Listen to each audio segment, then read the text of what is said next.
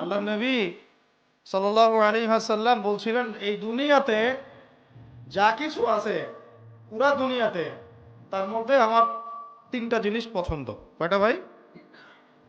এক নাম্বার সালাহ, এক নাম্বার নামাজ। এটা আমার চোখের শীতলতা। নামাজে দাঁড়ালে আমার হৃদয় শান্ত হয়, চোখ ঠান্ডা হয়ে যায়। এটা নবী সাল্লাল্লাহু আলাইহি ওয়াসাল্লামের পছন্দের। দুই নাম্বার, এই পুরা দুনিয়ার মধ্যে আমার পছন্দ হচ্ছে সুগন্ধি। কি পছন্দ? সুগন্ধি। 10টা টাকা যদি আর্ন করেন, 1 টাকার সুগন্ধি কিনেন, সুন্নত। সুগন্ধি সাথে রাখতে হয়, ব্যবহার করতে হয়, মনটাও ভালো থাকবে। আর সুগন্ধি বেশি ইউজ করলে রোগ ব্যাধিও কম হয়।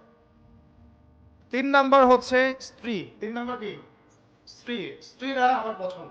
নবী সাল্লাল্লাহু আলাইহি ওয়াসাল্লামের এই 3টা জিনিস পৃথিবীতে পছন্দ ছিল।